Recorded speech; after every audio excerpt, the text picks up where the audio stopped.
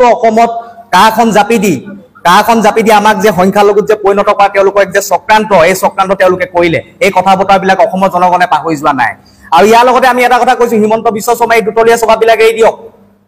দিয়ক এইবিলাক স্বভাৱ তেওঁ যদি ইমানে প্ৰীতি জাগিছে হিন্দু বঙালী হওক খ্ৰীষ্টান হওক পাৰ্চী হওক যিসকল তেওঁ প্ৰীতি জাগিছে তেওঁ ঘৰত তেওঁ যি পৰিবাৰে যি মাটি বাৰী কিনিছে তাত তেওঁ বহক আমাৰ আপত্তি নাই আৰু এই যে এতিয়া যে এই যে মাটি বাৰীবিলাক যে খালী কৰিছে কাৰ কাৰণে খালী কৰিছে এইসকলক গেট সংস্থাপন কৰিবৰ কাৰণে খালী কৰিছে আমাৰ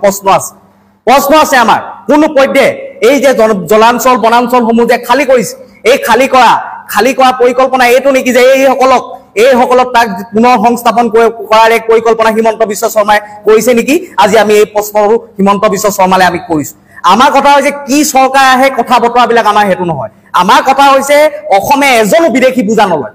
কিয় ল'ব বিদেশী বুজা 43 বছৰ আমি বিদেশী বুজা অসমত ইতিমধ্যে আমি লৈ দিছো আকৌ এই 10 বছৰ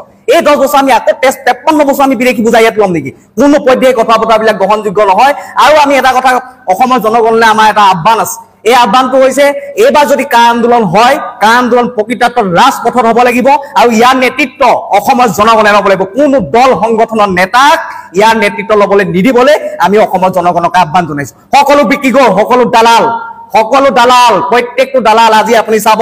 কা আন্দোলন কৰি নেতাবিলাকৰ ঘৰবিলাক চাব নেতাবিলাক ঘূৰি পোৱা গাড়ীবিলাক চাব ক'ৰ পৰা পালে এই কথাবিলাক অসমৰ জনগণে সুধিব লাগে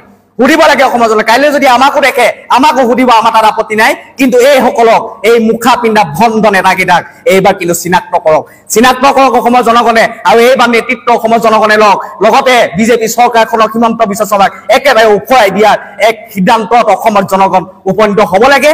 চৰকাৰখনক এই কথা দেখাই দিব লাগিব অসমৰ জনগণে দেখাই দিব লাগিব যে অসমীয়াই কেতিয়াও পিছ পৰি থকা নাই আৰু পিছ পৰি নাথাকে যদি বিদেশী ইয়াত তেওঁ যদি সংস্থাপন দিয়া যদি তেওঁ ইমানেই মন আছে নৰেন্দ্ৰ মোদী অমিত শাহক ঘৰত দিয়ক হিমন্ত বিশ্ব শৰ্মাক ঘৰত দিয়ক আমাৰ তাত আপত্তি নাই কিন্তু অসমৰ 1 ইঞ্চি মাটিও কিন্তু বিদেশী নামত এৰি দিয়া নহয় এই কথাটো স্পষ্ট কৰি দিয়া হৈছে খিলঞ্জীয়া শক্তি অসমৰ তৰফৰ পৰা